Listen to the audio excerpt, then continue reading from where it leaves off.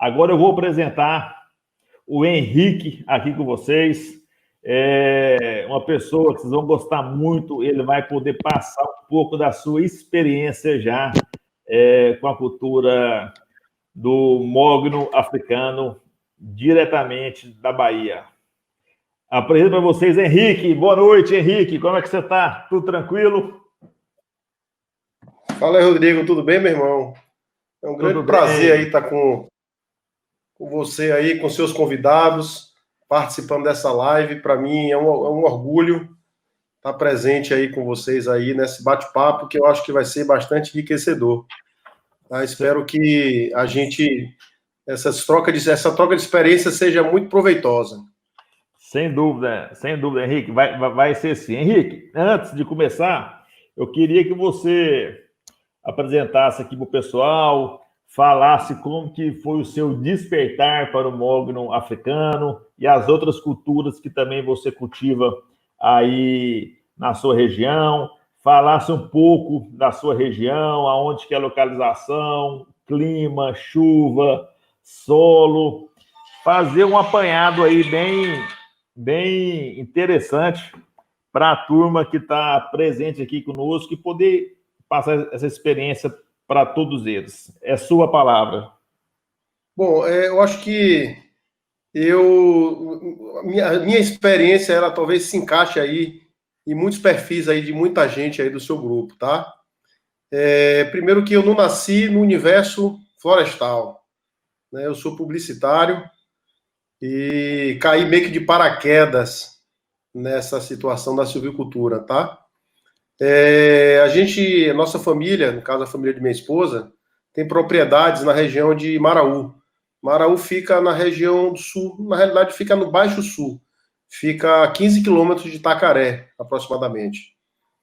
E meu sogro adoeceu e não tinha ninguém para tomar conta dessas fazendas.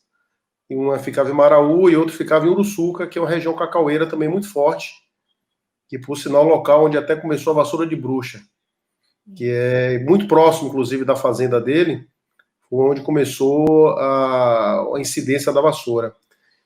E então, quando eu falo de paraquedas, porque realmente eu não tinha nenhuma intenção, né, há 8 anos atrás, de participar de alguma coisa florestal, alguma coisa nesse sentido. E aí tive que, infelizmente, ter que assumir essas fazendas sem nenhum tipo de tino para o negócio florestal, né? Aí a gente começou a buscar estudar a questão de negócios que se diz respeito à agricultura, né? E como a nossas experiências do cacau, a gente tentou vislumbrar outras atividades que não fosse o cacau, porque naquele momento a gente passava por uma situação de uma queda de preço muito grande do cacau. Então, só para vocês terem ideia, quando eu assumi as fazendas, eu vendia arroba de cacau a R$55. Hoje, essa mesma arroba a gente vende no mercado, o mês passado eu vendi a R$210. Logicamente, com esse momento de pandemia, a gente teve uma queda de preço, mas mesmo assim, hoje a gente ainda paga em torno de R$150. Porém, é uma cultura muito difícil. É uma cultura que demanda muita mão de obra, é uma cultura que você desprende muita energia.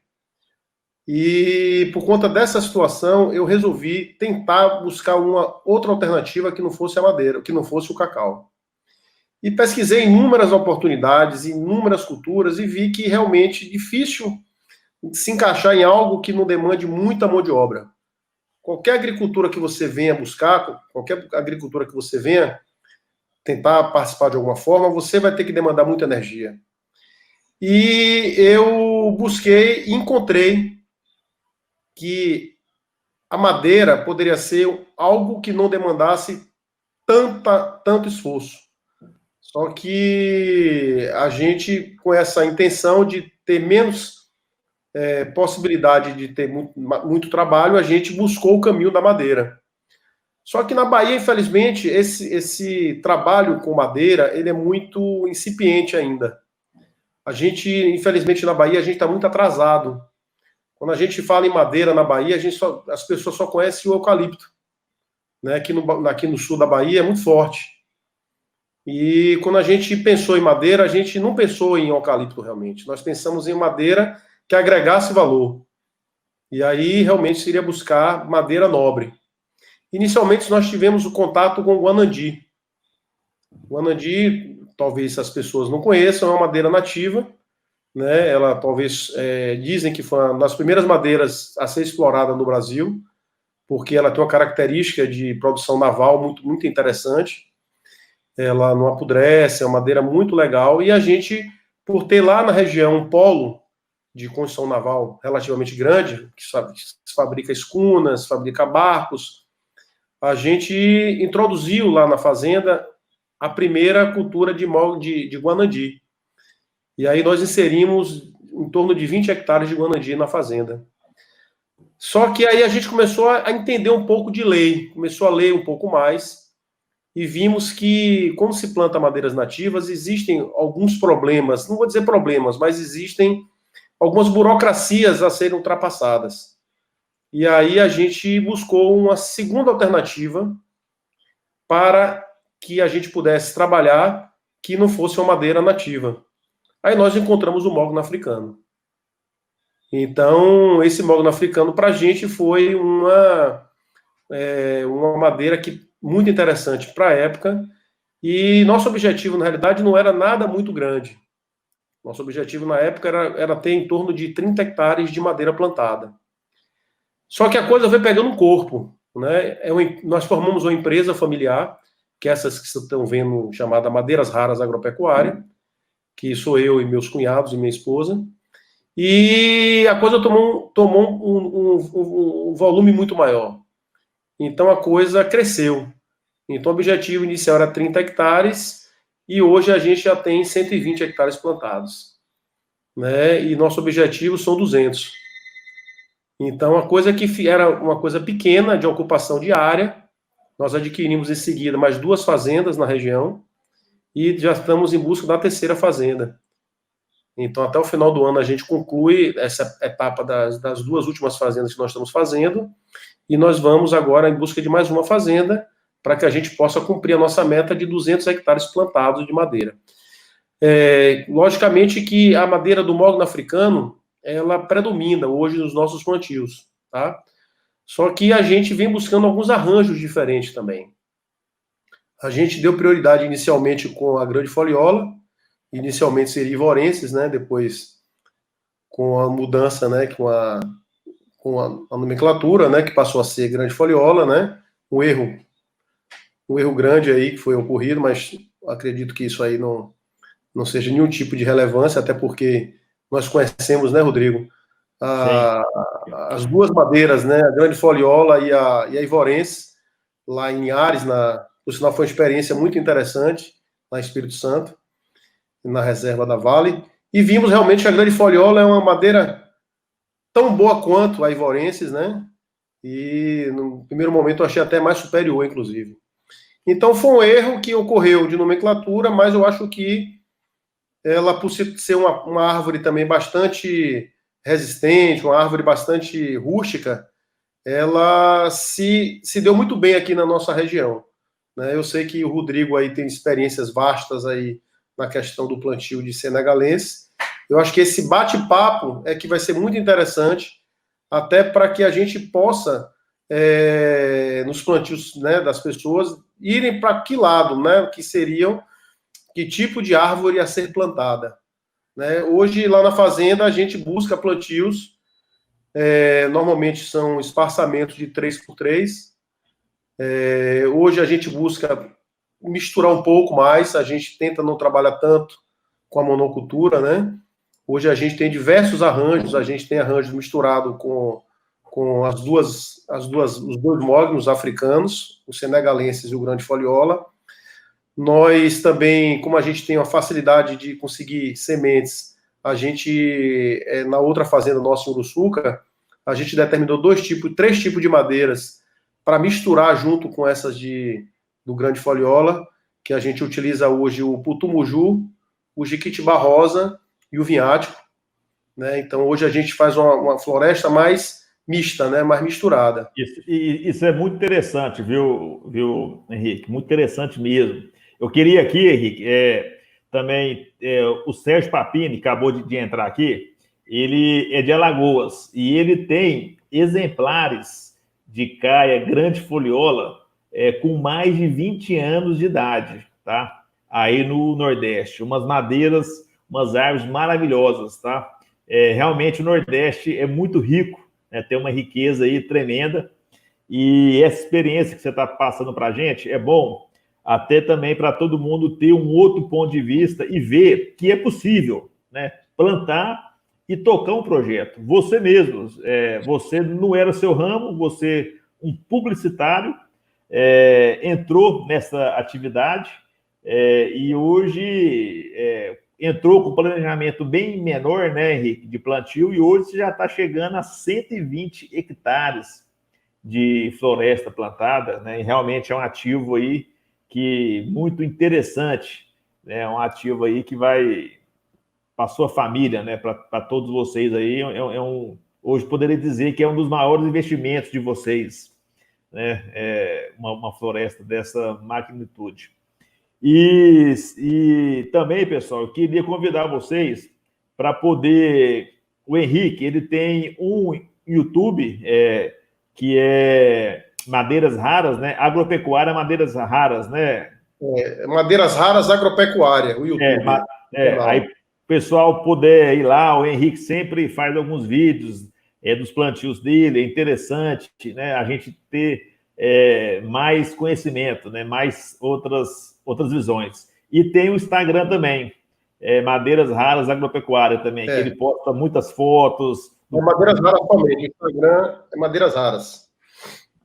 Então é bem interessante isso aí. Agora, Henrique, fala um pouco dos arranjos que você faz aí, alguns espaçamentos que você começou de um jeito, foi mudando, como que você domestificou, né, a caia aí na Bahia. Me fala qual que é o índice de chuva anual, quanto que começa a chover, quanto que termina de chover, quantos meses de seca, né? Isso são informações aí valiosíssimas que o pessoal vai ajudar muito as pessoas também a assimilar, né, com a região onde elas moram, para ver se dá, se não dá. E depois, pessoal, nós vamos responder todas as perguntas que vocês forem fazer, tá? Então, primeiro, depois de ter umas fotos que eu vou mostrar aqui para vocês também lá da fazenda do Henrique, tá? Então, fiquem aí, fiquem atentos e vamos lá, Henrique, agora é com você de novo a palavra, tá? Bom, a região Maraú, ela fica na parte na região do Baixo Sul. É uma região que a gente tem uma proximidade muito grande do oceano. Então, essa proximidade do oceano propicia um índice pluviométrico muito elevado. Então, lá a gente faz um estudo dentro da fazenda já há 5 anos, que a gente vem medindo, e a nossa média não é, não vou dizer o mínimo, o máximo, mas o mínimo é em torno de 1.600 milímetros ano. Foi na época do El Niño que teve há 5 anos atrás. Sim. Né? Mas a média mesmo é o mínimo. Então a média nossa lá é 1.800 milímetros ano. Né? Essa média ela é bem espaçada ao longo do ano. A gente só tem um períodozinho, que é normalmente um período que eu não faço plantio, que é entre dezembro e fevereiro. É um período que é uma autoestação do verão nossa lá, e que realmente a gente tem incidência bastante de chuva, mas o sol é muito quente.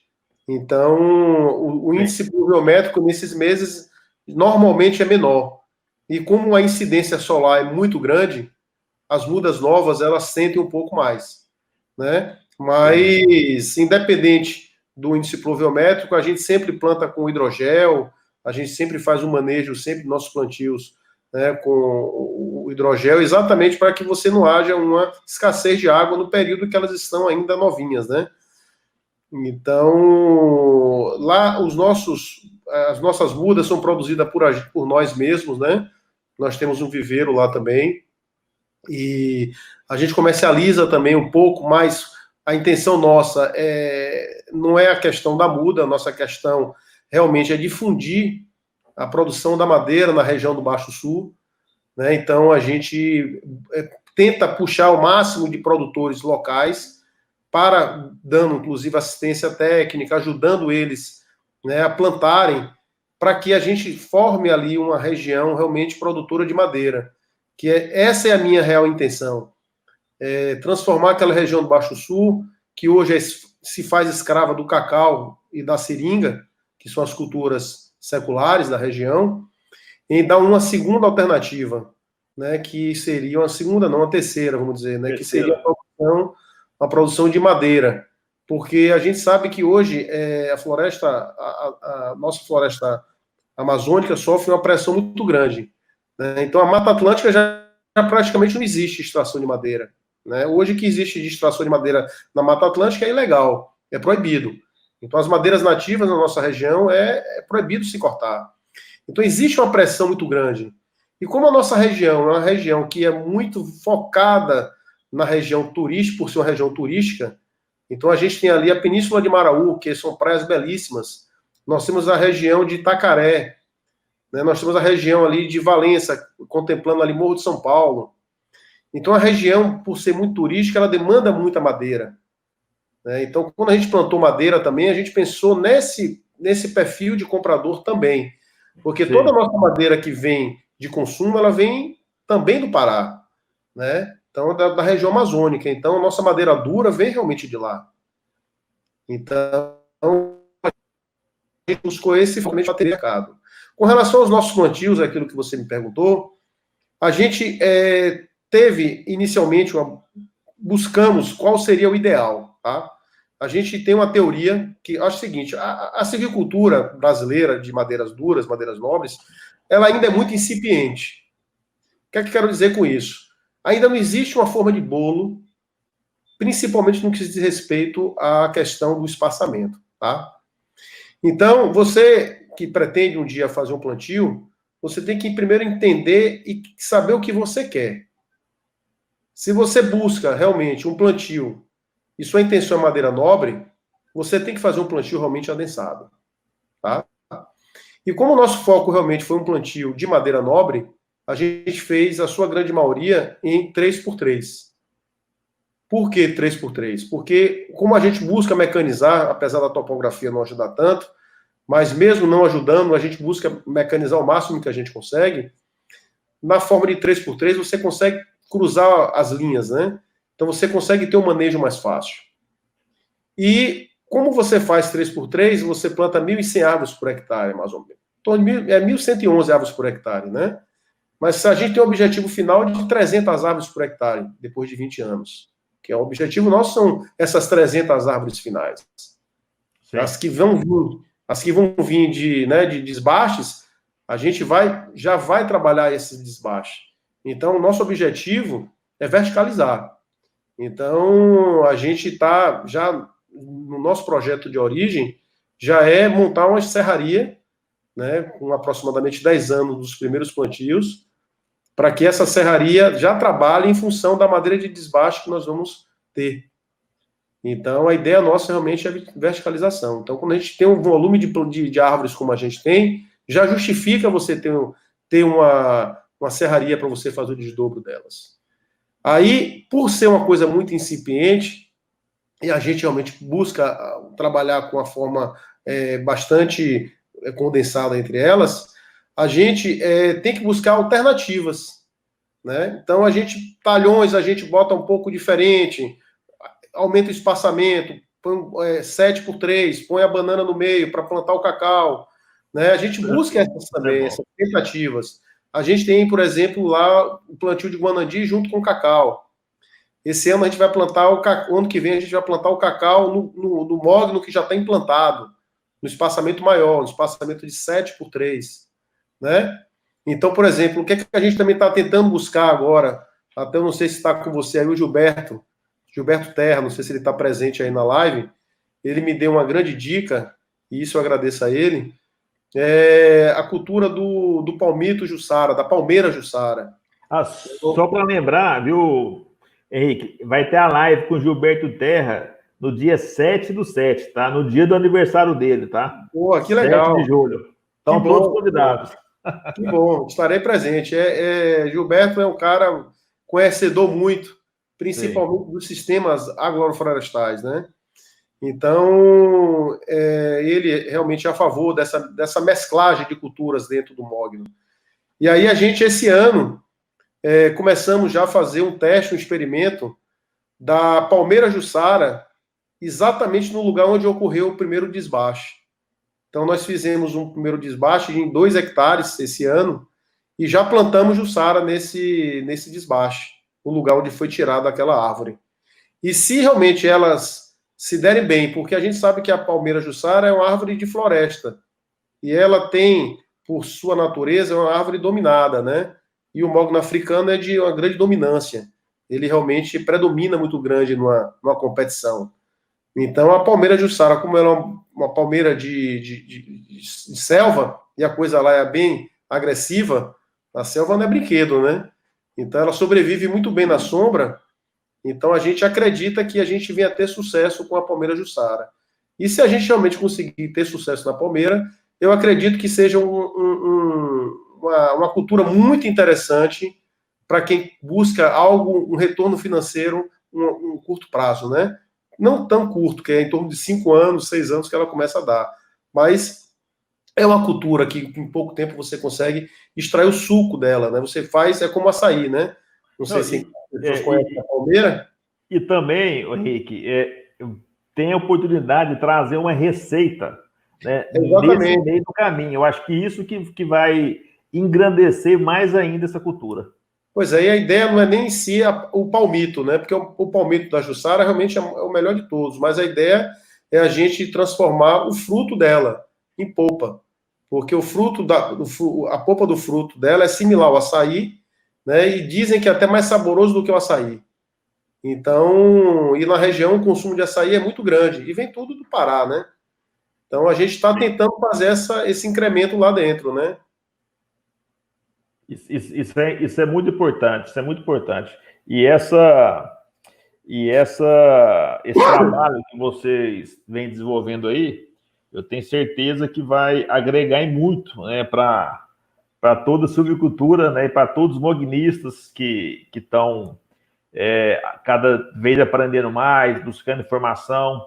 Eu acho que é interessante a gente trazer, viu, Henrique, pessoas aí do norte, nordeste, centro-oeste, sudeste, né, para todos poder falar um pouco da sua experiência com a cultura e também poder falar um pouco de como está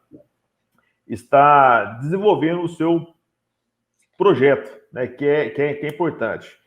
Eu posso colocar suas fotos agora, Henrique? Pode, eu achei interessante. Aí você vai falando cada foto, o pessoal também vê como que é. Aí você fala, Rodrigo, passa. Aí eu vou e passo a foto. Tá ok? Beleza. Então vamos lá, então. Deixa eu mudar aqui a tela. Só um segundinho, gente. Ao vivo é assim, viu, moçada?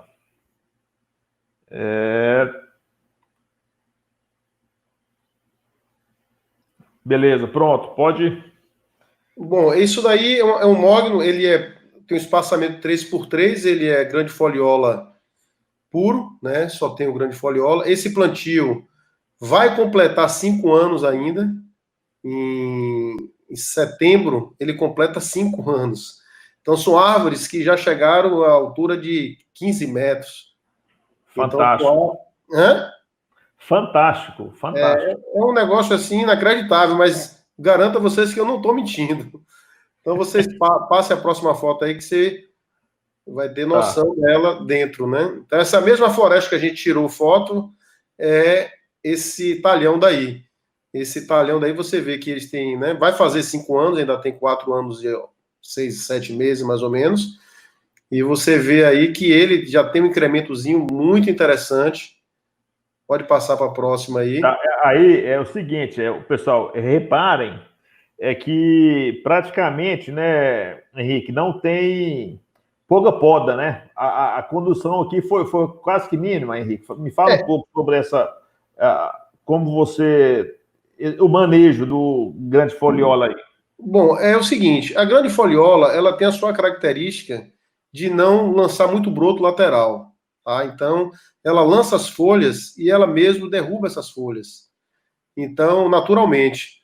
Então, ela é uma cultura que talvez tenha um manejo mais simples e menos problemático do que a própria senegalensis, né? Que a senegalensis a gente tem muita bifurcação lateral e a gente tem que estar sempre fazendo essa desbrota. O grande foliola não. Ela realmente são árvores que ela tem um crescimento inicial assim muito agressivo, às vezes até agressivo demais. Então vocês, inclusive no plantio, vocês têm que tomar muito cuidado na questão da adubação dela, porque eu tenho experiências lá de elas serem adubadas com excesso e elas jogar tanta folha que ela emborca, né? Que ela se curva lá em cima pela folhagem Exatamente. e ainda não tem estrutura para suportar. Então, é muito importante que a gente mantenha uma adubação sobre controle mesmo, né? A gente utiliza muito lá, é importante, a gente trabalha muito com adubação inteligente. Né? A gente não vou fazer propaganda, porque quando a gente gosta, a gente faz, tá? Faz propaganda de graça. Então, os nossos plantios todos são adubados com o Polyblend, né? Que é um adubo que eu acho fantástico, não só no plantio de mogno, mas também no plantio de cacau que a gente utiliza. Um adubo que você consegue ter um controle maior. Por quê? Porque ele é um adubo de liberação lenta. Então você consegue fazer apenas, no máximo, 2 aplicações por ano.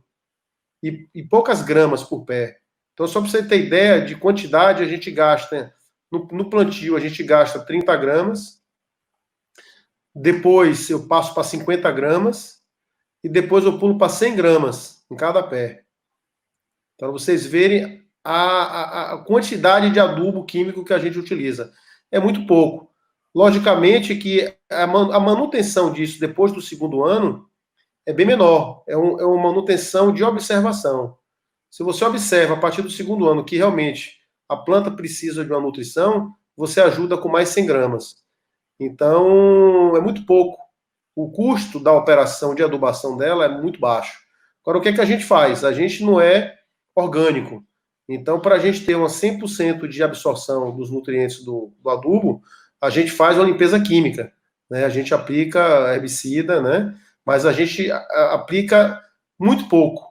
A gente só aplica na coroa, né? E mesmo assim no ato da adubação. Momentos antes da adubação, a gente faz a aplicação do herbicida. Agora, isso. O manejo dela, por ser mais simples, mas ela cresce muito rápido. Então, existe também as desvantagens, né? Então, ela tem alguns problemas de tortuosidade, vocês vão ver realmente pés um pouco mais tortos. É por isso que é importante a gente fazer um plantio adensado, porque as 1.100 árvores por hectare, você vai tirar 700 árvores, né? 800 árvores para chegar a 300 no final do ciclo. Então, você tem capacidade de deixar as melhores árvores para o final do ciclo. Isso é fantástico. E aí, lembrando também, Henrique, eu já vi plantios que o pessoal adubou demais com nitrogênio e deu uma tortuosidade que você não imagina, entendeu? Depois que ela cresce demais, ela entorta, que deu um trabalho danado para esse pessoal corrigir depois. Não corrige, infelizmente não corrige, é muito difícil. Aí, por exemplo, essa fazenda tem 50 hectares plantado. Tudo que vocês estão vendo aí de floresta, lá em cima, do lado direito, do lado esquerdo, isso tudo aí era pasto degradado. Então, essa fazenda tem 100 hectares de tamanho e nós plantamos 50 hectares nela. Então, a gente pegou fazenda completamente destruída, completamente degradada a fazenda, e hoje você entra nela, você sente que está realmente dentro de uma floresta, né? Sim. O senegalense aqui no cantinho, gente, ó, é senegalense, não é? No não, cantinho esquerdo aí. Esses aí, todos aí são grande foliola pura, né? Então, essas árvores do seu lado direito e esquerdo, ela tem 3 anos plantado. E ao fundo lá também, aquele tapetão verde, tem 3 anos de plantado também. Ao fundo, dá para você passar o mouse aí, para você ver aí. Aqui você fala? Isso, Aqui? Exatamente. Não, Aí, eu falo, essa árvore aqui, ó. essa aí Parece... possivelmente sim. A gente tem alguns, senegalense. a gente tem senegalenses aí, mas não é assim, a gente tem de uma forma aleatória. Aqui é tudo Mata Atlântica, né, Henrique? Do lado esquerdo ali, tudo ali é reserva, faz parte Aqui. da nossa reserva legal. Ah, tá. Maravilha, maravilha. Aí é aquele plantio, aquilo que você viu ao fundo lá é exatamente aí. Ah, certo. Esse plantio tem 3 anos de plantado, né? Maravilha. Aqui já está com que altura aqui já, Henrique? Com uns Já 7, passou 8? 10 metros, em torno de 10 metros, mais ou menos. Agora você percebe o seguinte, que aquela foto que você viu ao fundo mostra ela de cima, mais ou menos, né? E você vê que ela é praticamente fechada, né? Aqui, né? Isso. Aqui, né? Isso, é esse trecho daí. Então você vê que ela é bem fechada já. Tá bem fechado. 3x3 tem um fechamento mais rápido, né, Henrique? Tem um fechamento bem rápido. Tem um fechamento bem rápido. É por isso que meu desbaste ele começa a partir do 5º ano. Sim. Do 5º ano eu já começo a fazer o desbaste. Aí o que é que eu faço no desbaste? A cada 3 árvores eu tiro uma. Entendi. Oh, minto. Isso foi no Guanandi. A cada 4 árvores eu tiro uma. Eu tiro a cada 25 4. na floresta. Certo. Eu escolho sempre a pior, né?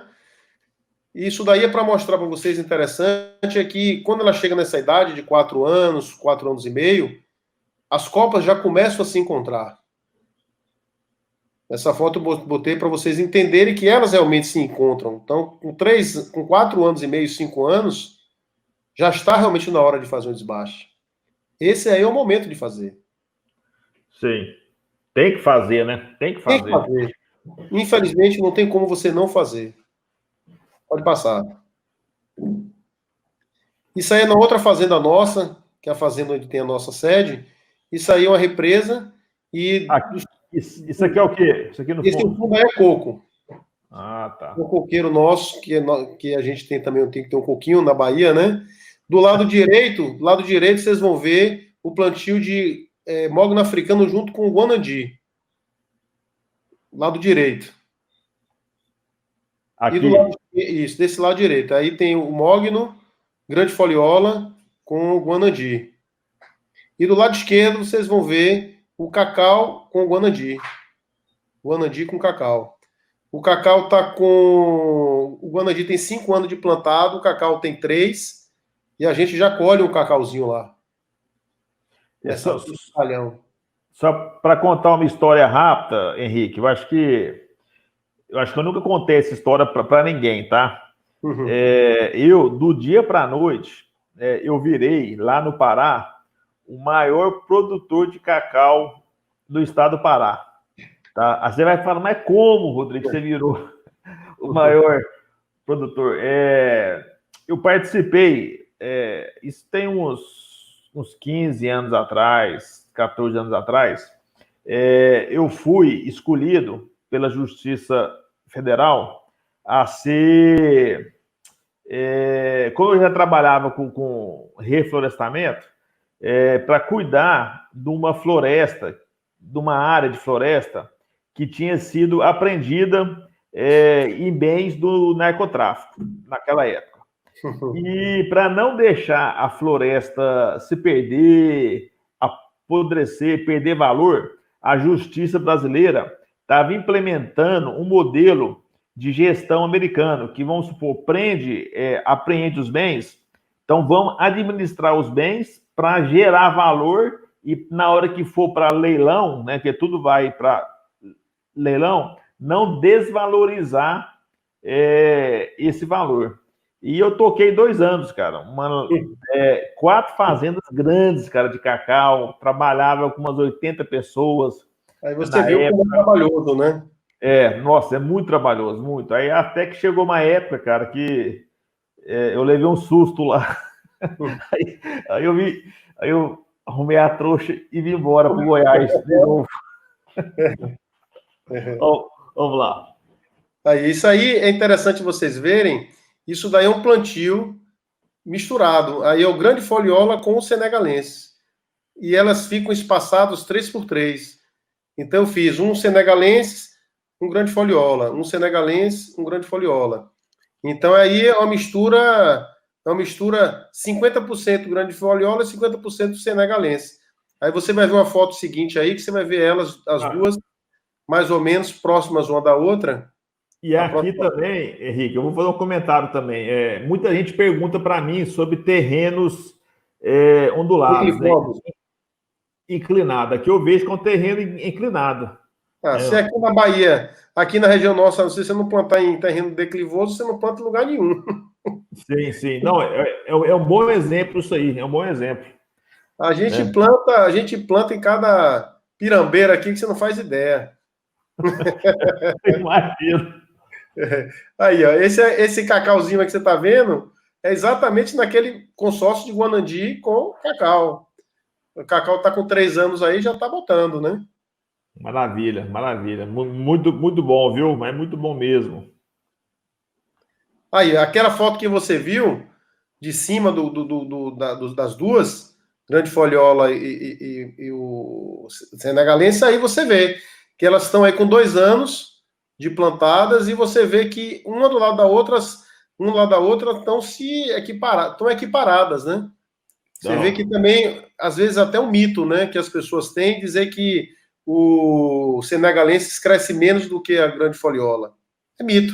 Eu tenho palhões lá, que inclusive terrenos piores, que eu plantei as duas juntas e a grande foliola está com dificuldade de crescer. E a senegalense está indo muito bem. é, Então, eu acredito que, a título de terreno, assim, de exigência de solo, me parece que a senegalensis é menos exigente do que a grande foliola. ela é menos exigente, bem menos. Eu tenho aqui um pouco de grande foliola plantado no meio de senegalense. E o senegalense aqui, né, por ser uma condição mais favorável para ele, sem dúvida nenhuma, se despontou muito mais do que a grande foliola, né? Mesmo eu irrigando ela 2 anos. Né? Aqui, Henrique, é 0% de irrigação. Você nunca irrigou nada, nenhum plantio seu. Não, aí eu só fiz o plantio com gel. O resto aí foi a natureza que jogou água. Certo. Mas, assim, se você quisesse ter plantado sem gel, você poderia ter plantado também. A gente tem muito cuidado com as mudinhas, porque a replanta às vezes é mais trabalhosa do que você botar gel. Sim, bem mais. E difícil de acompanhar também, né? É Pois muito é, difícil de então acompanhar depois. a gente tem esse hábito aqui de plantar sempre com gel, exatamente para a gente ter uma perda muito pequena. A minha perda de muda aqui, eu não vou dizer que é zero, mas é 0, alguma coisa.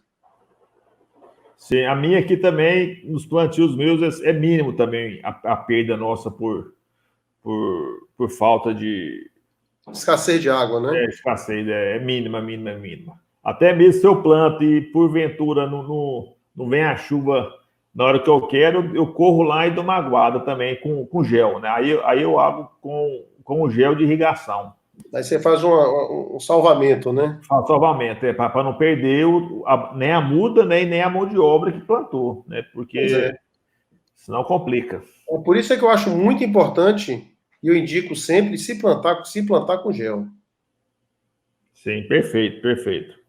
E aqui acabou a apresentação sua já, das fotos. A Deixa gente, eu. na verdade, lá no nosso portal lá do YouTube, né, Madeiras Raras Agropecuária, tem infinitos filmes, né, que a gente expõe desde o iniciozinho, né, do plantio até o estágio atual, né? Isso aí, Então, vai lá e se inscreve lá no fazer uma propaganda aqui gratuita aqui, né? Vai lá e se inscreve lá no nosso canal para ajudar a gente a difundir, porque a minha ideia, viu, Rodrigo, volto a repetir. A minha ideia a gente criou uma família, né? Você sabe que você não é sozinho no mundo da sim. silvicultura, né? Então nós somos uma família. e é um ajudando o outro, né? E a gente difunde o plantio. A gente quer que as pessoas realmente trabalhem com plantio de madeira, o que a gente quer bom para a gente quer bom para os nossos pares, né?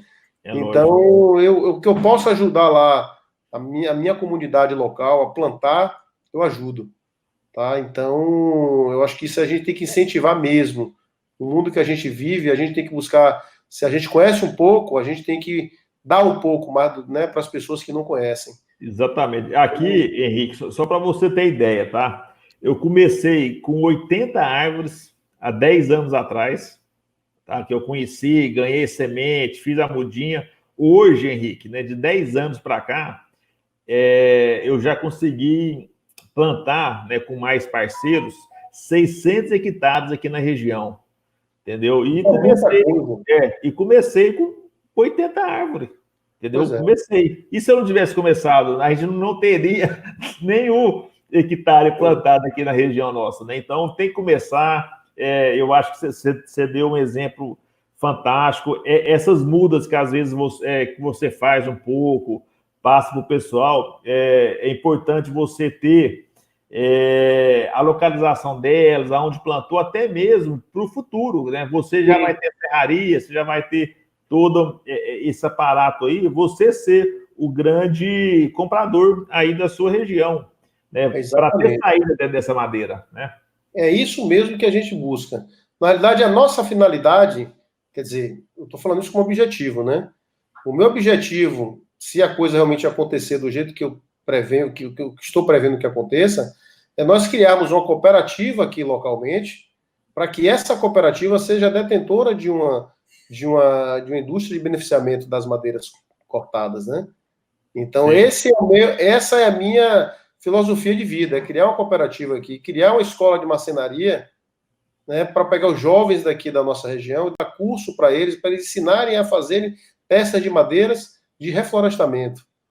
Né? Então, essa é a ideia. Minha ideia é essa, exatamente essa. A ideia minha também é essa, é cooperativa, montar uma cooperativa e tocar. Eu tô arquitetando aqui, Henrique, um projeto para a saída dessa madeira de desbaste, tá? Depois até a gente vai marcar uma outra hora para a gente poder trocar uma ideia e te passar. Quem sabe você não começa esse projeto aí na sua região, você já vai ter madeira, né, para fazer esse desbaste e com isso ter um aproveitamento melhor, né, dessa madeira e colocar ela no mercado de uma forma diferente, tá? Eu acho que essa é a grande missão nossa, né? A gente achar uma solução rentável para essa madeira de desbaste, né? Que nós vamos conseguir, né? Com muito trabalho, muita dedicação nossa também. E eu vou te passar depois as coordenadas para você, quem sabe você não encabeça isso aí e eu aqui, você aí, né? Implementando, fortificando aí uns polos florestais por esse Brasil, como tantas outras pessoas que também eu acho que têm essa mesma visão nossa aqui no Brasil, né, de chamar mais pessoas para poder produzir, né, incentivar, né, dar aquele empurrãozinho que todo mundo precisa. Ó, planta que daqui 18 anos o tempo vai passar, o tempo passou e você não plantou. É isso aí. É que eu falo sempre. Eu vejo os amigos lá, os que têm propriedade na região, aí passam e vê, porque o mogno realmente passa depois de um ano, você não acredita do que você viu antes, né? Exatamente. Aí, rapaz, que é isso? Que absurdo, como é que cresce? Eu digo, rapaz, você tá vendo o que eu lhe falei? Você plante, bicho, você já perdeu um ano. Você já perdeu um ano. Daqui a 2 anos você vai ver de novo, você vai ver que você já perdeu 2.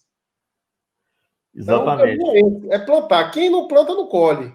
Né? E eu acredito muito, tanto é que eu sou vamos dizer assim, uma pessoa que saiu do zero, né, de conhecimento, né? Hoje eu entendo um pouquinho mais do que eu entendia antes, tá? E o pouquinho que eu tenho de conhecimento, eu procuro difundir esse pouquinho, tá? E com a ajuda sua, que são pessoas experientes, do Gilberto Terra, do pessoal da Futuro Florestal, Eduardo, que me ajuda muito bem. Cirielos, então, né? Pois é, os Cirielos. Então, a turma lá, a gente também tem uma relação muito bacana Então a gente meio que cria uma família, como eu falei, né? Então nós somos uma família de silvicultores. Então é um Sim. ajudando o outro e a coisa vai andando, né? Exatamente. E todo mundo trabalhando sério, trabalhando com responsabilidade, né? Eu acho que é importante. Ninguém prometendo fundos imundos, né? Você vai ficar milionário, não. Tudo é uma domesticação. Eu faço uma coisa aqui, você faz outra ali, a gente conversa, eu aprendo com você, você aprende comigo, a gente esparrama esse conhecimento para o máximo de pessoas possíveis, né? Para poder crescer nesse segmento que a gente tem paixão, né? Nós já estamos engrenados nele e é apaixonante. Eu vi aquela foto que aparece aí, seu esposo, seus filhos. Isso. Uma foto. E eles já estão todos engajados com você também, gostam da floresta. Pois é. Inclusive, até todos estão convidados, né, a irem conhecer a fazenda, entendeu? Eu pretendo, inclusive, um futuro próximo, criar, porque a gente tem uma vantagem na nossa região, que a gente está muito próximo da cidade de Itacaré. Então, a cidade de Itacaré é uma cidade que ela é muito turística e tem muitas pousadas legais, tem um atrativo turístico muito legal. Então, eu pretendo, em breve, fazer um workshop dentro da fazenda. Eu vou. Para que as pessoas conheçam realmente, né, o plantio em loco, e também ter um conhecimento um pouco maior de especialista, como você, como Gilberto Terra, como o Eduardo Ciriello, e vamos juntar esse grupo e fazer lá um workshop de madeira, né, vamos programar isso daí, para ver se a gente consegue viabilizar esse workshop, para que a gente possa difundir um pouco mais na nossa região. E vocês, logo, todos estarão convidados a irem, né? Não, nós vamos divulgar. Eu vou ajudar você a divulgar, tá, esse evento. Você pode contar comigo para ajudar e vou participar, né? Eu quero estar em loco aí, aprendendo e discutindo, levando mais indagação. É projeto. Vamos ver se a coisa acontece, né? Sim, mas assim, pelo menos já tem uma ideia, né? É futuro, né? É isso aí. Isso faz parte. Então, Henrique, tem um monte de pergunta aqui e eu vou clicar nela. Vamos lá. E você vai respondendo elas o que você puder responder, tá? O Gustavo Lima, esse Henrique é realmente muito bom. Aí, Henrique. Aqui, ó, o Herbert Silva. Fala, amigos, vou começar o plantio no interior de Minas, Teófilo Otoni, com 3 hectares de mogno africano e 2 de jequitibá rosa. A pergunta é a seguinte: qual é a melhor madeira nativa para consórcio? Bom, essa pergunta vai para mim, né? Ou você responde? Não, eu vou responder para o Eberton, que dia 7/7, nós vamos estar aqui com um dos maiores especialistas, né, dessa diversificação de manejos, de manejo com o mogno africano, que é o Gilberto Terra. Mas eu vou deixar agora para o Henrique dar a opinião dele aí. Bom, é o seguinte, o consórcio com madeiras nativas, ele é um consórcio ainda, vamos dizer assim, bastante novo, tá? Por que eu falo isso? Porque não existem ainda projetos conclusos de 15 anos, 20 anos de madeiras nativas com mogno africano. Então, tudo é muito ainda novo para todo mundo. Então, a gente não dá para dizer o segredo do sucesso. Porque a gente sabe o seguinte, que a gente tem que procurar espécies de madeiras que ou eles tenham um crescimento agressivo, que cresçam bem no início, ou eles consigam sobreviver com a sombra das árvores, no caso dos mognos. Então, o que é que eu fiz lá, tá? Nós temos algumas espécies, lá na fazenda nossa do Sul, nós temos mais de 60 espécies nativas da região. Madeiras adultas, madeiras antigas, madeiras inclusive seculares. A gente buscou 3 madeiras, que essas 3 madeiras, você consegue consorciar, e talvez até na sua região você consiga ter também.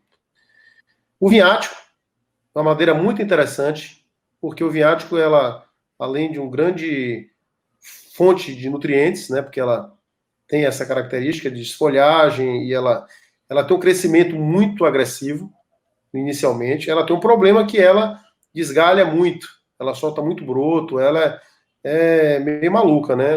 Inicialmente ela sai crescendo para tudo quanto é lado, você não sabe onde desbrotar ela, né? Então, ela é uma árvore realmente que ela vai muito bem junto com o mogno, porque ela tem essa característica, inclusive, de ter uma tolerância à sombra. Ela tolera muito bem a sombra. Até o Gilberto Terra tem plantios lá com árvores que ele fez, árvores já adultas, e ele plantou abaixo, vamos dizer assim, na sombra, o vinhático, e o vinhático cresceu absurdamente. Né? Então, ela é realmente uma árvore muito interessante. O Jequitibá rosa, eu tenho também Jequitibá rosa plantado lá, misturado com o mogno africano. Tem um setor lá só de Jequitibá rosa, e elas são mais lentas no seu crescimento inicial. Mas parece que ela consegue segurar bem a questão da competição junto com o mogno africano, o que vai ajudar ela a crescer. Porque a competição força a árvore nativa, que ela tem um crescimento mais lento, a crescer mais rápido. Né? E uma árvore que eu estou botando muita fé na questão do seu crescimento é o putumuju, que aí no sul chama de araribá, né? Araribá rosa. Ele é uma árvore que ele tem um crescimento estrondoso também. E ele também é uma árvore de copa muito alta e de fuste muito limpo e retilíneo. Então, eu estou acreditando que esse consórcio do araribá com o mogno, eu acho que tem sucesso. Interessante. A outra pergunta aqui, ó, da Rosilei. Como vai, Rosilei? Tudo bem, né? Vamos plantar 5 hectares. Tem uma grande preocupação com a venda. Então, essa por responder, tá, Henrique? Essa preocupação, Rosilei, acho que todo mundo tem essa preocupação, tá? Mas o que eu tenho para falar para você, tá? O mogno é ciclo longo, é uma madeira que você vai demorar no mínimo 18 anos para você cortar ela. Não se preocupe com a venda agora, tá? Daqui 18 anos, a madeira vai estar mais rara ainda, vai estar mais escassa. É uma floresta plantada, vai ter o seu valor no mercado. As restrições para corte de madeira em regiões amazônicas, espero que estejam mais intensas, né? até mesmo porque chega uma hora que acaba, né? Que diminui bastante. Então, hoje é uma madeira que tem um mercado consolidado lá fora, aqui dentro ainda não, aqui dentro do Brasil ainda não tem esse mercado consolidado, até mesmo porque a gente compete, né, com essa madeira ilegal que é cortada no Amazonas, então realmente não tem. Mas plante, tá? Vá com fé, olha aí o exemplo do Henrique, e ia plantar um pouquinho, já está nos 120 hectares. Eu fui plantar 80 árvores, já estamos aí numa imensidão de hectares. Então, plante, tá? Não se preocupe com isso agora. Isso é meu recado. Eu queria fazer um adendo no seu comentário, só complementando. A minha opinião é o seguinte: existe um velho ditado que diz: terra de cego, quem tem um olho é rei. Então, o que é que ocorre? A carência de madeira dura, madeira nobre, no Brasil, ela é muito grande. Então, se você fizer todos os manejos corretos e realmente você tiver uma madeira nobre, que às vezes as pessoas falam em madeira nobre, mas não cuidou delas durante 20 anos para ela ser nobre. Sim. Então, madeira nobre é uma madeira que tem uma circunferência alta, ela tem um DAP alto, ela tem uma retilíneo, ela tem uma tora limpa de nós, ela teve um manejo, não foi simplesmente plantada e largada. Então, se você vai plantar e você vai cuidar, eu não tenho dúvida que o sucesso virá. Então, se você pode ter 1 hectare plantado, com certeza você vai ter a quem vender essa madeira. Vai. Logicamente que quando a gente fala em madeira em tora, né, você vai ter um valor bem menor, não tenha dúvida. Então, se você vai fazer um desdobramento dessa madeira, vai transformar em peças, transformar em peças, né, você vai ter um valor agregado maior essa madeira. Então, de repente, é você buscar alguma serraria perto, entendeu? De alguém, algum parceiro, e criar uma parceria com ele, e você já vender as suas peças já cortadas. Então, eu acho que, independente do tamanho do seu plantio, eu acho que se você cuidar certo, você fizer a coisa correta, o que você investiu hoje, o seu retorno vai ser muito maior lá na frente. Até porque hoje, só para complementar, você pega um dinheiro, uma reserva de capital que você tem, e vai para o mercado financeiro e coloca na poupança, alguma coisa desse tipo, o valor é tão pequeno hoje no mercado financeiro que é melhor você investir em qualquer outra coisa. E madeira, não tenho dúvida que madeira é dessas rentabilidades a maior de todas. Sem dúvida. Aqui está perguntando, Henrique, se você tem imóvel consorciado com cacau, né? É isso. Deixa eu te falar um negócio. A gente tinha essa iniciativa em fazer um consórcio com cacau, tá?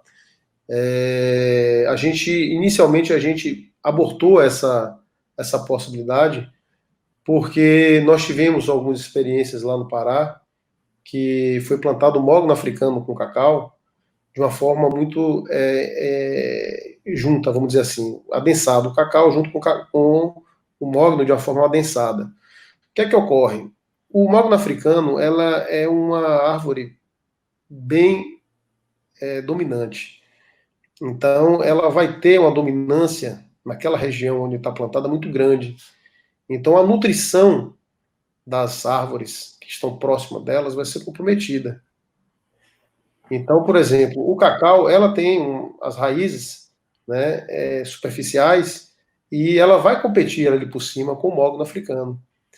E o mogno africano, ela realmente tem essa característica de dominância. Então, por exemplo, você chega em um determinado estágio que nem mato cresce em volta do mogno.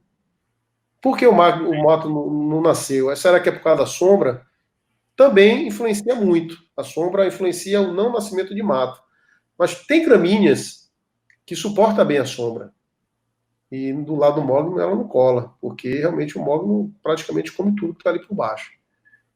Então, se você pretende fazer alguma cultura, né, um sistema agroflorestal, eu sugiro que você faça um espaçamento maior do mogno. Né? Então, você pode fazer, por exemplo, fileiras a cada 10 metros, né, fazer corredores, 10, 15 metros, você faz um corredor de 10, 15 metros, aí você pode até adensar mais o mogno, fazer 3 metros, na linha de 3 metros, e naquele corredor de 10, 15 metros você pode introduzir uma cultura. Né? Não vai ter influência de sombra e não vai ter uma influência tão grande na questão da nutrição daquela cultura. É tudo questão de prioridade, tá? Isso deixar muito claro. Qual é a minha prioridade? A minha prioridade é cacau ou a minha prioridade é madeira? A minha prioridade é madeira, não é cacau. Então, se você quer cacau, então faça um setor de cacau e pegue uma outra área e plante a madeira. Né? Obviamente que você provavelmente tem áreas para isso. Então, selecione áreas, é o que eu também incentivo muito as pessoas. Então, por exemplo, uma coisa que, não sei se você tem experiência, mas eu já vi experimentos do sistema silvopastoril, né? Então, na realidade, você coloca um animal dentro dos plantios de mogno africano, você pode, infelizmente, ter um azar dele roer todas as suas árvores. Eu vi isso acontecer. Inclusive, eu vi lá na fazenda de Eduardo, que o mogno, inclusive o senegalense, o mogno tinha 12 anos de plantado e estava numa curva de nível, uma fileira de os mognos lindos.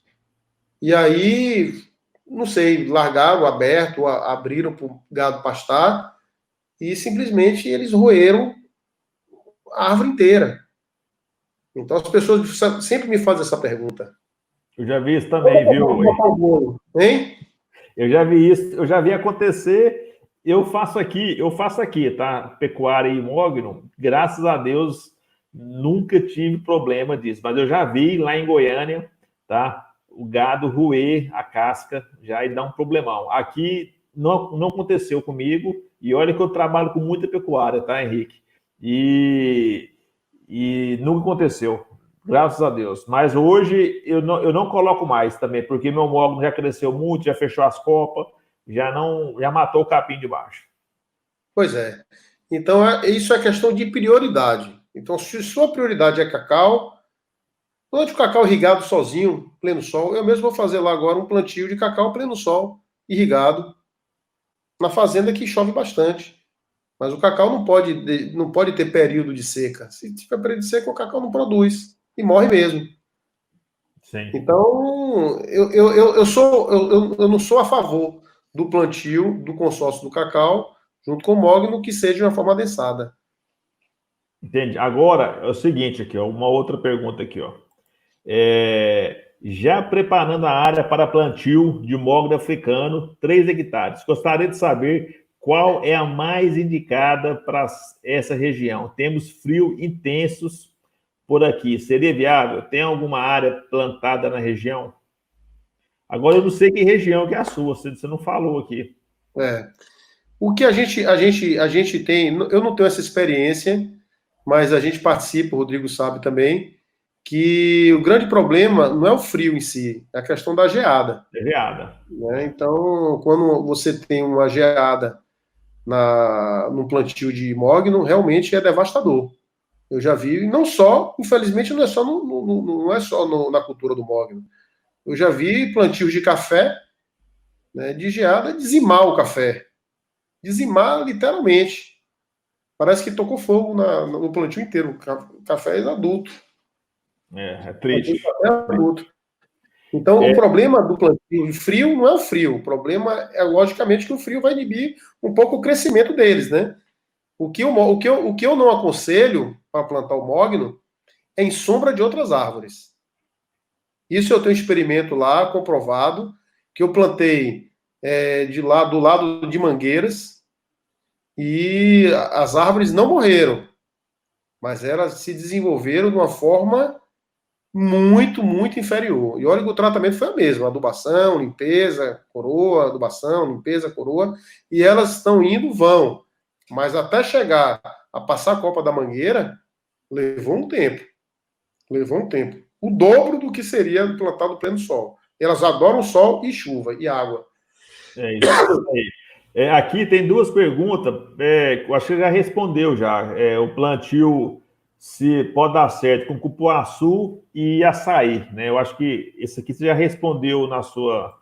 O cupuaçu é um plantio que ele gosta muito de sol. Né? O cupuaçu eu aconselho a plantar sozinho. E o açaí, a mesma coisa. Logicamente, se você plantar açaí, ele também é uma árvore de grande dominância. E ele gera toceira. Então, a gente na região aqui tem plantio de açaí, e ela domina a área e domina onde você planta açaí, você não deve plantar mais nada. É só açaí. Aqui tem o Carlos Rocha, é um amigo meu. Eu até liguei para você na época, Henrique, para ele conhecer lá. Ele estava aí na região, aí ele pôs aqui, ó. Boa noite a todos. Quando estava em Itacaré, prospectando a área para um grupo de investidores de São Paulo, tive o prazer de conhecer a floresta do Henrique e me deparei com uma floresta muito bem conduzida. Eu não sei se você lembra, eu liguei para você no passado, lembro. Tem um amigo meu aí, aí você não estava lá, você não estava lá. Eu não estava lá, mas ele teve lá, levou o pessoal. Acredito que ficou feliz. Diga a ele que eu estou mandando um abraço e quando da próxima vez esse programa eu estar lá. Tá certo. Aqui, ó, a Graziele, lá da UFS Alegre, ela é uma pesquisadora relacionada à qualidade de madeira, viu, Henrique? É uma pessoa aí que pode ser muito importante aí para o nosso segmento, para fazer os testes que tem que ser feito na madeira. Obrigado, Graziela, por você estar presente. Aqui na Bahia, a gente tem uma carência muito grande de profissionais dessa área. Eu imagino. Aqui, ó, a muda com hidrogel contribui para a sobrevivência da muda sem chuva em quanto tempo? Quando se compara com mudas sem hidrogel? Olha, o hidrogel, a gente recomenda que em caso de uma carência de chuva, pelo menos em uma semana, o que é o hidrogel? Na realidade, o hidrogel tipo um açúcar, tá? Que é uma esponja. Ele absorve aquela água, ele não deixa a água descer. Principalmente em solos que são muito arenosos, a água da chuva, ela desce logo. Os solos mais argilosos, ela segura um pouco mais. Sim, sim. Você com certeza tem essa experiência. O hidrogel, ele retém aquela água na superfície. Então, como a muda ainda está muito novinha e ela está sendo nutrida ali na parte superficial de água, ela tem uma durabilidade que é interessante em torno de uma semana. Você consegue manter ela nutrida por uma semana.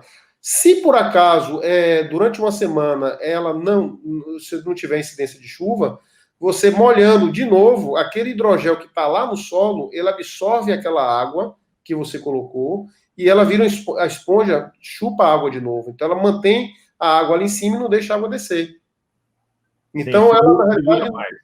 pois é, ela segura, ela retém a água. Então ela pode durar muito mais tempo. Lembre-se que a finalidade do plantio de hidrogel é para o primeiro momento, né? Porque depois que as árvores começarem a desenvolver. Agora, o importante, quando você faz uma cova, eu sugiro muito se fazer uma cova profunda. Por que uma cova profunda? Porque como ela se desenvolve muito rápido, o mogno, e ele cresce muito rápido, da mesma forma que ele cresce para cima, ele cresce para baixo. A raiz, a pivotante principalmente, ela vai em busca de água.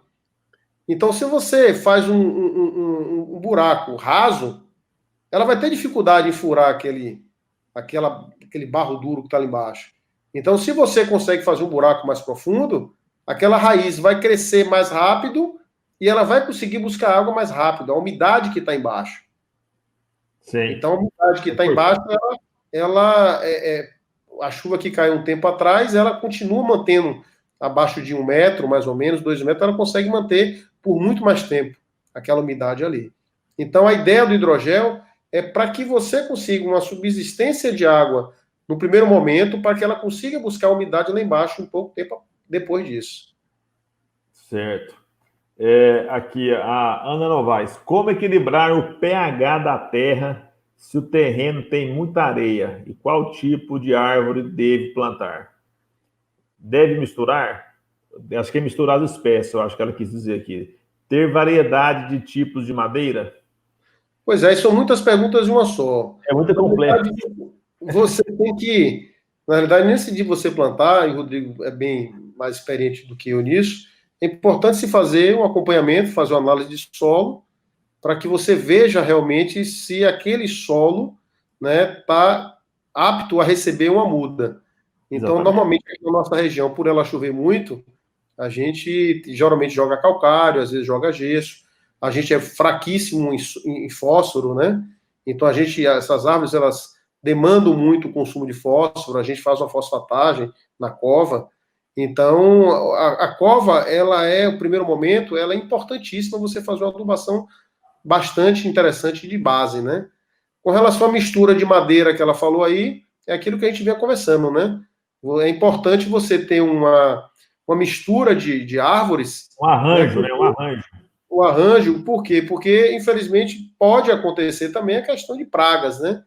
Então, às vezes, praga que pega em uma não pega em outra. Então, isso é um dos motivos, né? A monocultura, todos nós sabemos que a monocultura ela é algo perigoso, né? Então, é importante você fazer um mix, né? Para você ter uma garantia de sucesso maior.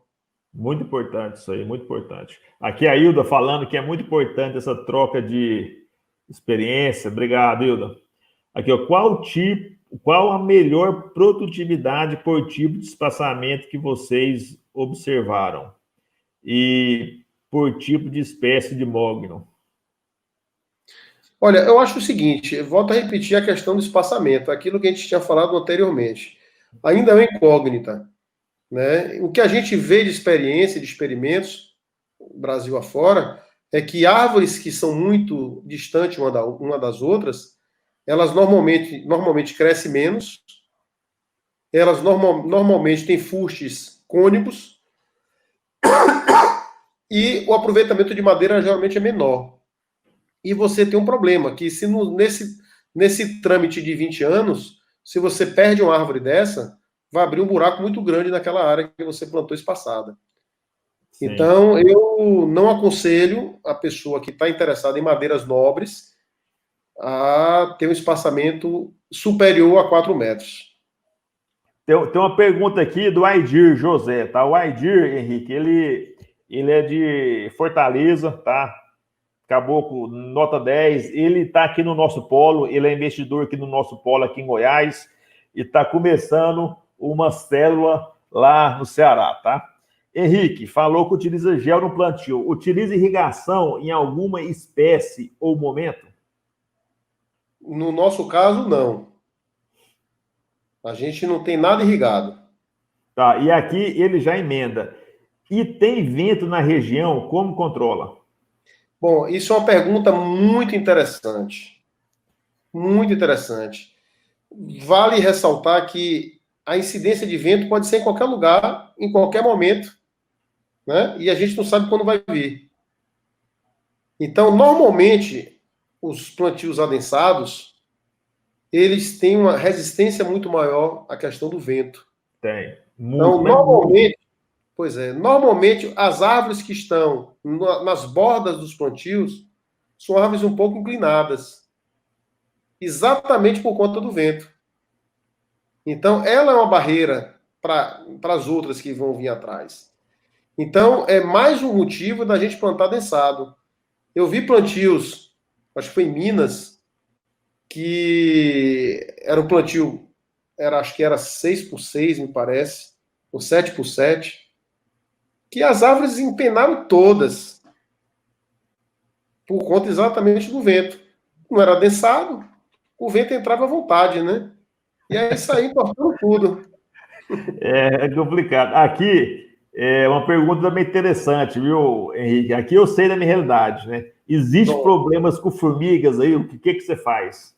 Rapaz, isso é a pior praga de um plantio de madeira de mogno africano é a formiga, né? A gente, até hoje, a gente tem o combate na formiga de uma forma bem trabalhosa, porque árvores com 4, e não tem ano, não tem período, árvore com 3, 4, 5 anos, elas sobem pelo fuste 10 metros, 15 metros e vão coletar as sementes dos brotos lá de cima que nascem. E elas só vão no olho e desfolham todo o olho. Então, a formiga é incrível. Elas vão lá em cima, parece que tem açúcar lá em cima, né? É. Eu tenho plantio meu de 7 anos. Eu descuidei um segundinho, elas foram lá e depenaram 2 árvores, que não ficou uma folha. Quando eu cheguei, vi nossa, aí eu fui caçar as formiguinhas desesperado. Aí achei e controlei. Mas você não pode descuidar. Formiga é danada. Boa pergunta essa, viu, Ana? Boa pergunta.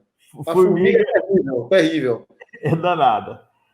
Aqui tem o Ambos, ele fala assim, né? Sabe, eu gostaria de saber como você faz para colocar o veneno antes de arar a terra, porque sem arar você não vê o carreiro, você não encontra os formigueiros. Então, eu coloco antes de arar, tá? É isso aí. E durante, depois. Quando a gente vai preparar a terra, antes da gente preparar a terra, a gente faz uma blitz. Faz uma blitz lá e combate todos os formigueiros da região que a gente vai trabalhar. Hoje eu trabalho com formicidas em pó, né? Eu trabalho com formicida que eu ponho na bomba e aquele injeto lá no formigueiro. Logicamente que o formigueiro que a gente não consegue ter acesso, aí eu coloco o grão, né, para eles buscarem esses grãos. Mas eu procuro buscar o formigueiro e combater direto no formigueiro. Agora, né, não é no primeiro manejo que você vai conseguir contornar a questão da formiga. Então, aquele formigueiro ali pode reviver rapidamente. Então, tem que estar sempre de olho. E um conselho também, viu, Henrique? Nunca deixar faltar veneno de formiga na fazenda, tá? Sempre tá o estoque ali, tem um estoque, o estoque mínimo, acabou, você compra, deixa lá, porque imagina só, formiga atacou, você vai ver se você não tem veneno de formiga, até eu sei na cidade, às vezes é longe, né, não trabalha, nisso, passa 2, 3 dias. Eu vou dar uma dica para vocês aí, porque formicida tem 200 mil, né? Agora, eu tenho me dado muito bem lá com um princípio ativo chamado fipronil. Então, o formicida à base de fipronil, ele tem uma eficiência muito boa. Porque tem um monte de pica-pau aí que não serve para nada, é só comida, né? Vitamina. Eu uso um também fantástico, tá? O meu é tudo de base de fipronil também, é uma empresa topíssima, é mais caro os dela, mas dá resultado, viu? É um barato, é um caro que sai barato. Exatamente. Eu não economizo dinheiro em comprar formicida bom. Depois é complicado. Aqui, ó, dá para fazer uma avaliação de qual espécie é mais vantajosa aí nesta fazenda? Olha, eu acho o seguinte: primeiro, para a gente identificar qual espécie, você tem que primeiro analisar o seu ambiente, né? Principalmente a questão do índice pluviométrico. Agora, as duas são vantajosas. Então, a gente só vai ver o resultado depois de 20 anos, né? A qualidade da madeira das duas, né? Então, eu acredito, na realidade, que as duas tenham as mesmas condições de madeireira. Logicamente, o que vai diferenciar uma da outra é a cor, né? A grande-foliola, ela é mais avermelhada, mais acastanhada, né? E a senegalensis, ela é mais amarronzada, não é isso? Aqui, está perguntando aqui, Henrique, qual é o valor médio das áreas aí na sua região aí? Olha, aqui é o seguinte, a gente tem as áreas nossas, quem vai diferenciar o preço é a distância da praia. Então, quanto mais próximo da praia, a pior terra é e mais caro fica. Então, quanto mais distante da praia, mais barato fica e melhor são as terras. É inversamente proporcional aí, né? Porque o que ocorre é o seguinte, o objetivo lá das pessoas que compram é o lúdico, né? É a floresta, tem muito gringo lá que compra ir para lá para não fazer nada, só para ver as formigas comendo as árvores, né? Só para curtir mesmo, né? Vai lá só curtir. Agora, quem quer realmente fazer negócio, quer plantar, ele vai sair da península, né? E ele vai buscar terras entre a 01, que é que margeia, né? Que passa pela frente de Itacaré, que passa por Maraú, o Camambu, até a 101.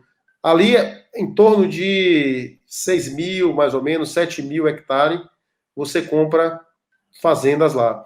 Quanto maior a fazenda, menor é o hectare. Agora, a questão nossa lá é questão só do manejo das áreas que já tem a floresta, né? Então, lá existe uma pressão ecológica grande. Então, o desmatamento lá não é permitido. Mesmo que a sua terra possa desmatar, mas você não tem problema se desmatar. Então, é buscar áreas que já tenham sido campo, que tinham sido já outras culturas. A gente, por exemplo, comprou fazenda lá que era cultivo de seringa. Então, a gente removeu as seringas e plantamos mogno, né? Não tem problema nenhum. Tá? Então, na hora da compra, é importante você saber qual foi o destino dessa fazenda antes de você comprar. Aqui está perguntando, Henrique, se daria certo o consórcio de mogno com a Palmeira Jussara em Barreiras, Bahia, né? Você conhece lá Barreiras? Você não conhece? Eu conheço a região, né? Eu sei que é uma região que as suas culturas sempre são de base de irrigação, né? Lá realmente não dá para você fazer nenhuma cultura sem irrigação. Agora, quando se trata de uma boa irrigação e quando se trata de uma boa nutrição, eu acho que qualquer coisa você consegue plantar. Porque lá hoje já tem plantios na região de Barreiras de cacau, pleno sol, irrigado.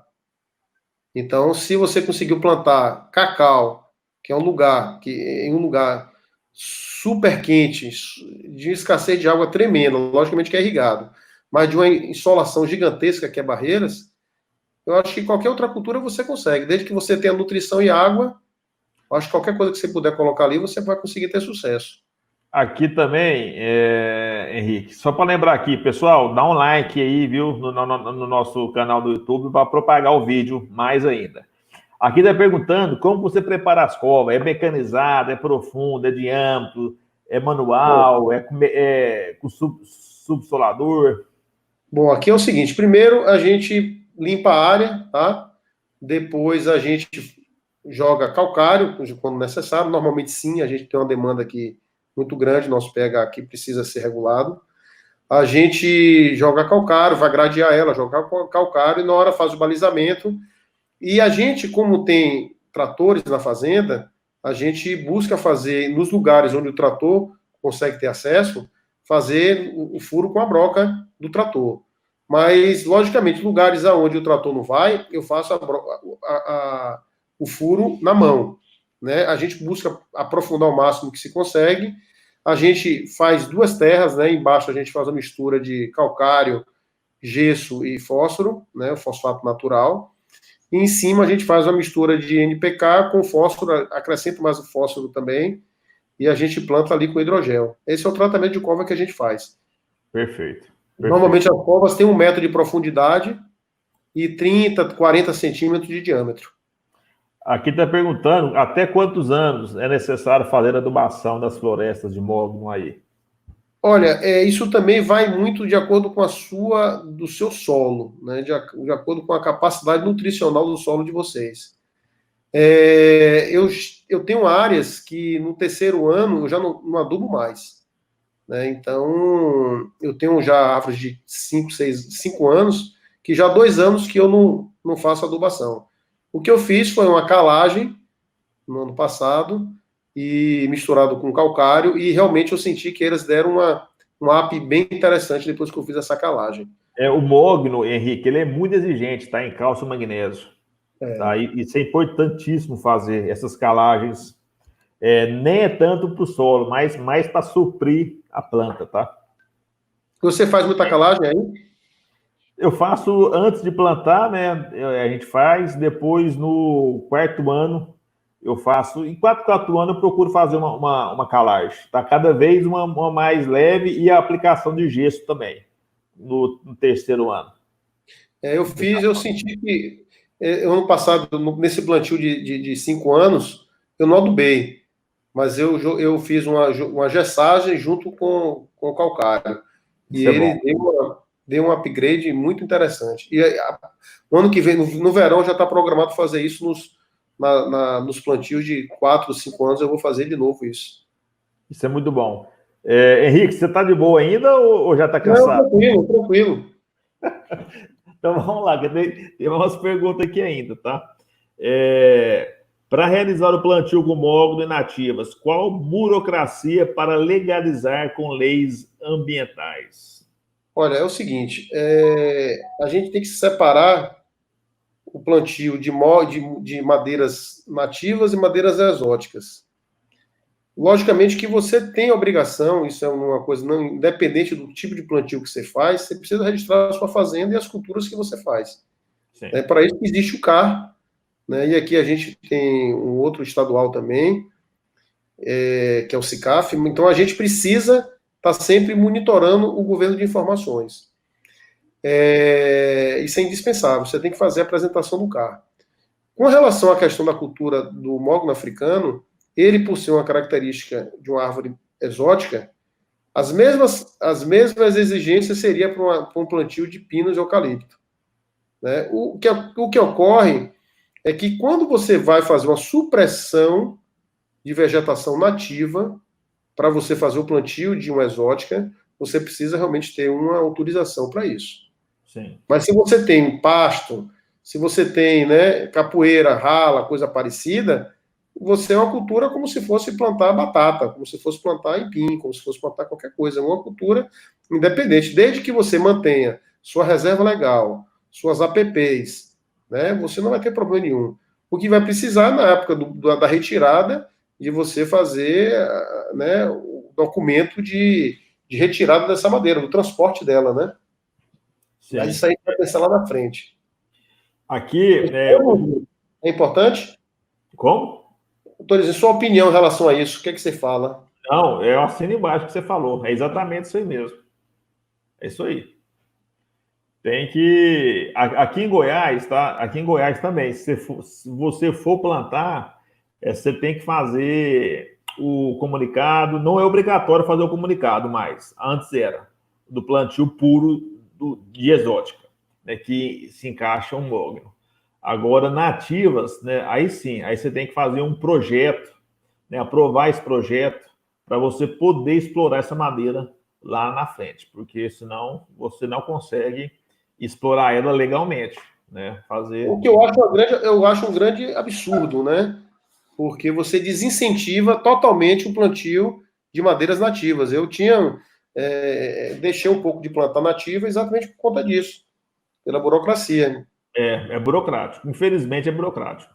E não deveria ser, né? E não deveria ser. Não é isso. O governo poderia, né, ter outra visão, né, disso. Devia, muito pelo contrário, devia promover os plantios de madeiras nativas. Sim. Aqui tem uma pergunta do Sérgio Papini, né? Se tem alguma experiência positiva de consórcio de mogno com pecuária. A gente já deu uma pincelada já antes, né?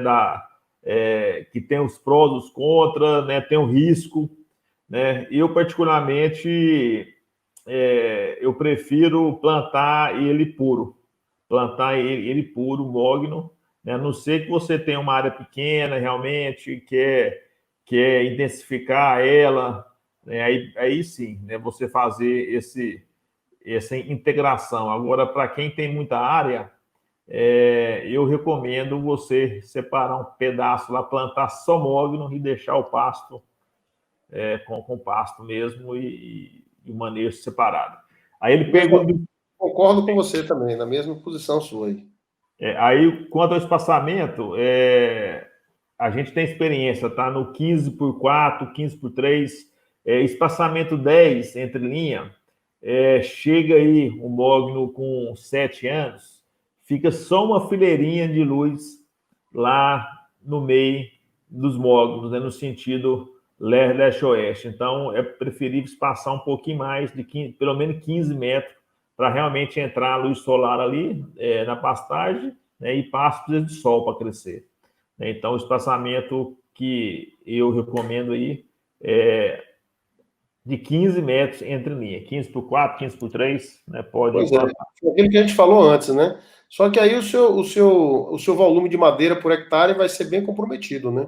Vai bastante, bastante. Esse negócio já não é madeira, esse negócio aí já é boi. Aqui, ó, fala aqui, assim, qual a viabilidade do café com mogno? Eu não sei, porque eu não tenho experiência, infelizmente. Olha, o pessoal de lá, de São Paulo, o pessoal de Garça, tem experiência com mogno africano e café. É aquela coisa, né? Ele é bem exigente. Então, o café também é exigente de adubo, né? Então, você tem que preparar o bolso, porque o mogno vai comer bastante a nutrição que foi dada para o café, né? Vai, bastante. Aqui, ó, Henrique, vou iniciar na cidade de Lafayette, Coutinho, região de Jequié, 2 hectares de mogno africano. Qual espécie você indica para a região? O grande foliola ou o senegalense? Você conhece lá? Não conheço. Eu sei que a região de Jequié já foi uma região até produtora de cacau, inclusive, né? Eu não sei hoje, porque ela fica ali já. Tem um lado que é muito quente, né? Tem que saber exatamente qual é o índice pluviométrico dele lá. Mas eu acho que ele já está entrando já no polígono da seca ali. Eu acredito que sim.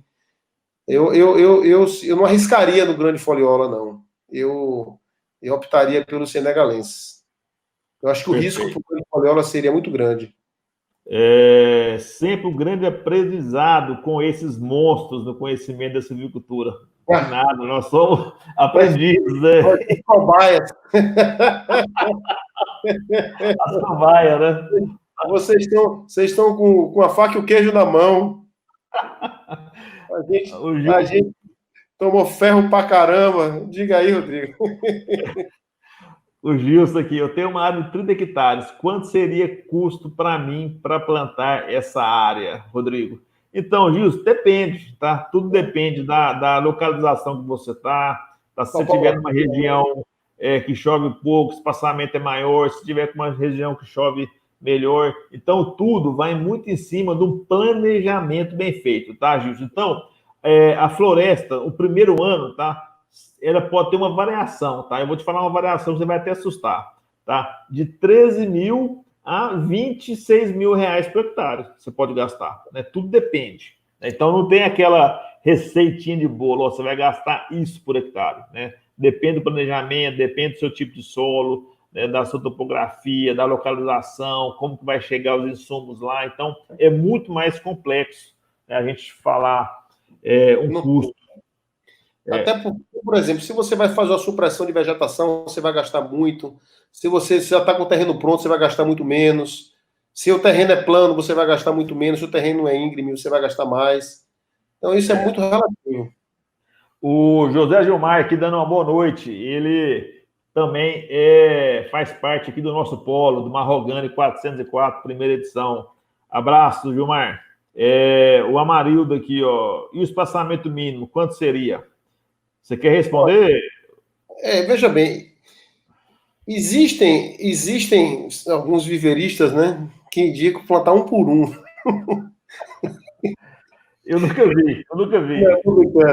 Mas existem viveristas realmente que focam no plantio de 3x2. Eu discordo totalmente. Eu não sei se o Rodrigo concorda, mas eu acho que 3x2 é exagero. 1.600 plantas por hectare eu acho demais.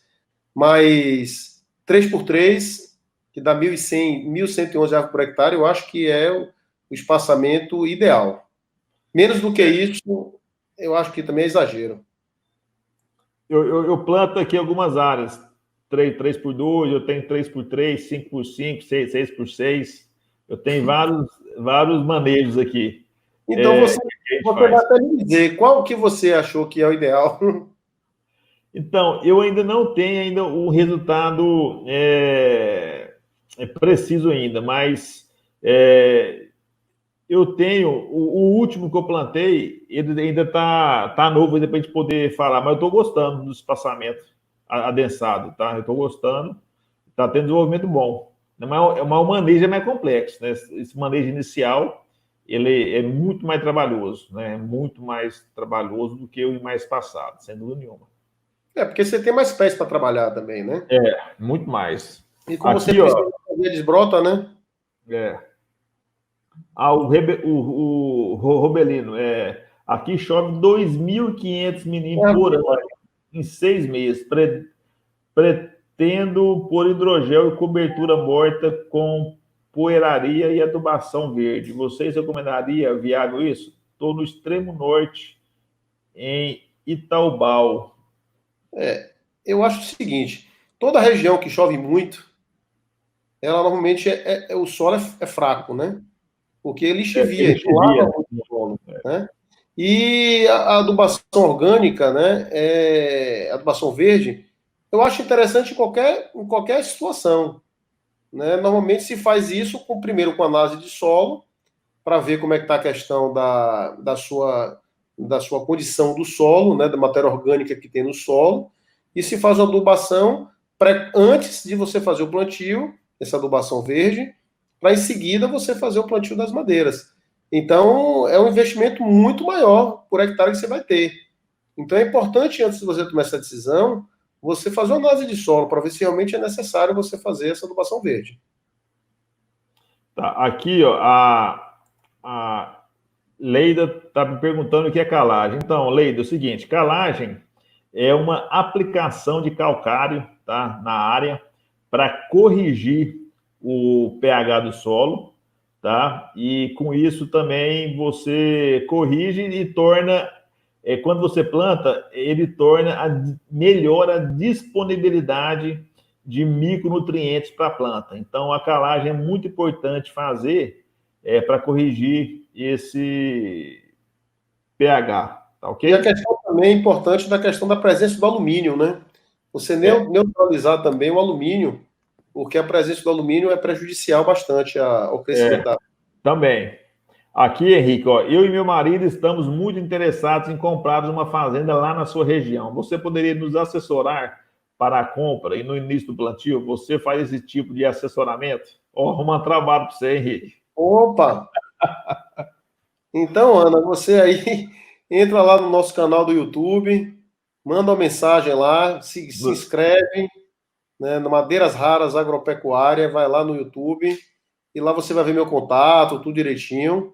E aí você entra em contato e a gente tenta ajudar ao máximo que a gente puder. Minha intenção realmente é transformar aquela região em um polo madeireiro. E a gente, inclusive, já tem, viu, Rodrigo? Isso é essa senhora que falou, é um exemplo de pessoas que buscam propriedades na região exatamente por conta disso. É uma região que você não tem escassez de água, ainda as terras são baratas, né? E você tem uma chance de sucesso muito grande. Então, eu já negociei já umas 4 fazendas lá na região, para Isso é plantio de bom. madeira. E ninguém melhor, viu, Ana? Ninguém melhor do que o Henrique, que já é produtor lá, já conhece a região também, né? Sabe falar o que que é bom, o que que é ruim. Sem dúvida nenhuma, se ele puder ajudar vocês aí, vai ser bom. Já valeu a live, viu, Henrique? Já valeu a live. Opa, vai ser um prazer. Aqui fala aqui, ó, boa noite. Áreas com índice pluviométrico menor precisa irrigar somente nos primeiros anos? Emerson de Irecê, Bahia. Então, A região de Irecê é uma região que você vai precisar de irrigação sempre, porque é uma região do semiárido da Bahia, que é uma área que realmente você tem períodos de escassez de 6 meses de água. Então, isso você, infelizmente, a cultura, que é uma cultura perene, não vai suportar essa escassez de água. o Então, quando você trata do senegalense, projeto, o senegalense aqui, tá? Ele suporta 6 meses tranquilo. é Agora, o grande sério, foliola, jamais. mas depois Jamais. de quantos anos de plantado? Não, no primeiro ano já plantou. Só que é o seguinte, plantar cedo, tá? Plantar nas primeiras chuvas você planta para ele pegar todo o período de chuva, tá? Ele pegar aí 1.200, 1.300 milímetros de chuva pós-plantio, tá? E depois entra a seca, ele sobrevive normal, cara, normal, normal. Depois vem outra chuva, emenda, acabou. Ele aguenta o sequeiro muito bem aqui na região nossa. Que bom, fico muito feliz de saber disso. Eu não sabia que tinha essa possibilidade, não. Tem. Agora o grande foliola não suporta de maneira alguma. Suporta, não. É. Aqui, ó, deixa eu ver aqui, ó. Estou tão feliz em aprender com vocês. Obrigada. Obrigado vocês aí por estar conosco aqui. Qual a profundidade precisa ser tirada na amostra para análise desse tipo de cultura?